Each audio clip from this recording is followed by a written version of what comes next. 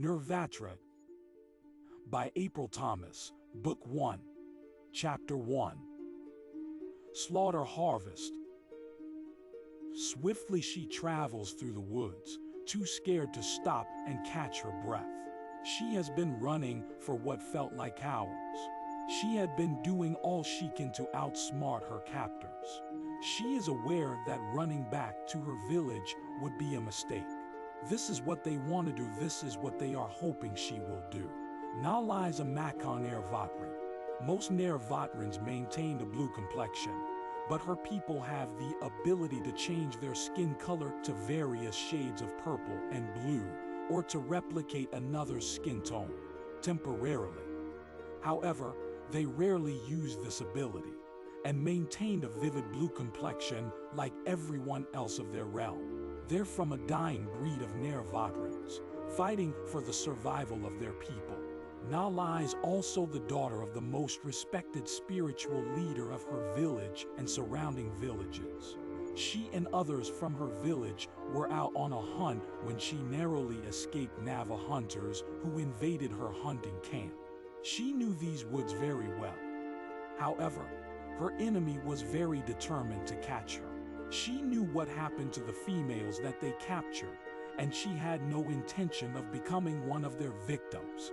The Nava people are known by the Nirvatrans as the Dark Hearts. They lived a short distance away from Nirvatra, inhabiting a completely different realm. The atmosphere matched their hearts. Cold, dark, and unloved. The rulers of that kingdom only cared about ego, wealth, vanity, and privilege. They would gladly kill their own mother if it would grant them whatever their cold, dark hearts desired. The Nava natives hunted Nirvatrans not for any sort of profitable gain or use. It was all in the name of pure hate and to destroy what they could not understand. They hated everything about the Nirvatrans, from the peaceful way they lived their lives, how they interacted with each other, to mostly their unique glow. It was that glow that shines forth from their aura. It wasn't the type of light you could see with the naked eye. It came from their spirit, and that enraged the Nava nation. They had to put an end to it, stifle their light, and make them submit to their way of life or just die. Her heart, feeling as if it would burst, caused her to stop and find quick shelter behind a large tree. She did her best to catch her breath and remain quiet by listening to the woods around her for unfamiliar sounds. Her mind drifted to her brother and cousins who had been with her earlier. They all scattered at the first opportunity they could get. It was an indisputable decision. This was a lesson that was taught long before they were ever allowed to wander out into the woods. They were all well trained by their elders. Should any of them survive, then he or she would be the one to report back to the village once it appeared safe enough to return. As long as they maintained their emotions and followed their training, everything would work out for the best. Nala said a quick prayer to the Creator and mentally prepared herself to continue on. Just as she was about to make her first move, she heard footsteps traveling on fallen leaves coming her way, and they were moving fast. Was it her brother or a cousin? She wanted to look, but feared an enemy would see her. Who could this be? How could she escape? Surely, this person was running for his life. It had to be one of her relatives. She could tell by the sureness of their steps that they knew this forest very well. But so did many well-trained Nava hunters, she reminded herself. Stepping out from behind the tree, she faced the oncomer, relieved yet startled, seeing that it was her brother being chased by a very aggressive Nava warrior. Her brother yanked her, pulling her from her shot to run in front of him and ahead of their enemy. Instinctively, they began to run in a zigzag formation. Abruptly, they came to a sudden stop at the edge of a jagged cliff. Dirt and rocks slipped off the cliff's edge onto the sharp boulders miles below them. We should split. He can't chase us both, Nala suggested, glancing back over her shoulder.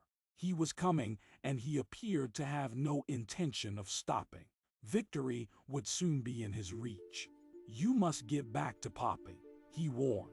"Meet me by the river, on the other side," Nala demanded. They both raced off in the opposite direction of each other. If it was one thing Kalan hated more than a drawn-out chase, is being outwitted by an Nirvatran. He has been chasing one of them for the past hour only to discover another. A female. A very beautiful female. Although he only caught a glimpse of her beauty, an unmistakable seed had planted itself in the depths of his soul, causing an unrecognized sensation in the pit of his stomach. Unfortunately, he would have to kill them both. It wasn't the first time he chooses to follow his orders over his desire. Maybe after killing the male he could play with the female before he killed her too, he thought. But what will the others think of him degrading himself by being with such a low and despicable being? They weren't worthy of respect or neither life. They were almost in his grasp until he started realizing there was a change of strategy. Why are they standing there? What are they planning? Quickening his pace, excitement started to grow in his heart, knowing that this would soon be over and he could return to his father and receive more respect and recognition for being a highly skilled hunter than just for being the royal prince. Suddenly, seeing the cliff edge, he began to come to a stop, cursing when they split in separate directions. Who should I follow? He thought, pausing for a moment. Her lungs ached, but her body refused to give up. She knew that her brother was a skilled warrior, and this eased her worries. She ran for a while, finally realizing she was not the one he chose to chase. Once more, panic-stricken her. Could her brother make it? Could he outwit their enemy? She slowed her pace, checking over her shoulders to make sure her original suspicion was correct. No one was there. She was alone, and somewhat safe for now, at least. Pain gripped her heart. She now feared for her brother more than before. What if he caught up to him? What if? The thought is too much to bear. She found her legs running back. She would not let her brother stand alone. Nala had no plan. All she knew is that the hunter would not expect to be hunted. He was fast and elusive, Kalan noted. He admired his skill. However, it only made the chase more exciting. If only his body would agree, this would be a lot easier. He was very fit, but today's hunt was a bigger challenge than what was previously expected. The Nirvatrans are becoming wiser. They are more prepared than the ones in the past. He cursed again, realizing that he had lost track of him once more. Coming to a stop, he decided to catch his breath, clear his mind, and try to think like an Nirvatran. Where would I hide? What would I do? He questioned himself. Quickly, he spun around at a noise made behind him. Kalan searched through the dense woods with his eyes. Was someone lurking there? It was hard to hear over his pounding heart and heavy breathing. A small animal quickly traveled out of the woods and across the short clearing. He chuckled to himself. What am I afraid of? I am the hunter, he boasted to himself. Filled with ego and pride, he turned back towards his original direction. Deep down in his heart, he just wanted this to be over. The easy thing would be to give up. Tell everyone that he killed his hunt and be done with it. But the rules and requirements demand that he show proof of his kill, and the more severed heads the better. Nala was grateful for the distraction. She silently scolded herself for making the noise that caused him to turn around. Happy to see that her brother had eluded him, she rethought her plan. Maybe I'm overreacting, she thought. Of course, the opportunity of catching him off guard was just too much to pass up. She continued her pursuit, determined not to lose her brother to this beast. An hour passed. She had hoped he would have given up by now, but he was relentless. Nala admired his dedication, although it would be better used on a more meaningful purpose. Not taking a life, and especially not her brother's. Evening had fallen in Nirvatra. The sky dimmed and a cool breeze gently glided through the woods. Soon everyone at camp will know that something is not right. They all should have returned by now. Nala worried about her people, what her father may do should he fear the worst for his children. A sudden crash pulled her from her deep thoughts, demanding her attention. Her brother yelled out in pain. The enemy had found him. Nala rushes towards them swiftly, grabbing a large rock from the ground. She let out a war cry as she leapt up into the air, using all of her strength to slam the jagged rock into her enemy's head. He yelled out in pain as blood flooded his face, blinding his sight. He swung at his unknown assailant, missing her with each swing. Nala glanced down at her brother, noticing an arrow had pierced his shoulder. "Can you run?" as she questioned him. "Need to break off this arrow, or it will get hooked in the woods," he replied. She struggled trying to break it with her hands, but the wood was too strong. "Go save yourself," he demanded. "No, I'm not going home without you. Nala, please," he insisted. The enemy had regained his composure and was now coming towards them. Nala was thrown aside by her brother as he leapt to his feet. The two men fought aggressively, both skilled and determined to survive. Nala searched the woods for a large wooden stick or another rock. She found something better, a small orange flower well known to her people as the sleep flower.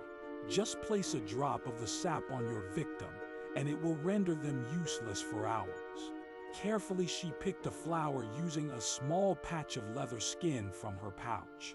Her heartbeat steadied itself as she made her way back to the fight. The enemy was gaining over her brother. His back was turned to her, and she could see the sweat glistening on his skin. This was perfect. The sweat would only help the poison work faster. Quickly, she crushed the flower in the leather cloth and attacked the enemy, smearing as much of the poison as possible onto his bare skin. He turned and laughed at what appeared to be a failed attempt to harm him. "I must say you are one determined woman." He stumbled backwards, confused by his sudden weakness. "What did you do?" he murmured, falling to his knees. She smiled, throwing down the leather and grabbing a knife that had fallen from her brother. "You will feel how determined I am," she shouted, lounging towards him. She focused on his heart, making it her cherished target. As she ran towards him, she noticed something that caused her to fall to her knees before him, her heart pounding loudly in her chest. Her brother stared at her bewildered, and so did their enemy. She stared at the center of his chest, speechless by what she was seeing, the knife still in her hand and her mouth agape. How could this be?" she murmured. Her mother's words rang through her spirit. "You will know when you have found the one the Creator has sent for you. His heart will glow a fiery red, intense as his passion for you. Do it." Her brother yelled, "Kill him, or he will kill us." Nala looked at her brother and then back at their enemy. He slumped over to his side, passing out from the poison. "We must take him back. We must know all that he knows so that we can defeat all of our enemies," she lied. However, it was a good lie. The tribe could benefit from any information they could get out of him. "Is that what you saw?" her brother questioned. Yes, she lied again, afraid to tell her brother the truth, ashamed by what she felt inside. "Tie him up and we will drag him back. You better pray that you are right about this, or his people could find our entire family and kill us all," her brother warned. Nala couldn't go through with it. She couldn't allow her people to be killed because of what she saw. She looked past the woods out to the cliff edge. If she killed him now, she would spend the rest of her life alone. But if she brought him to her people, she would risk losing everyone she loved.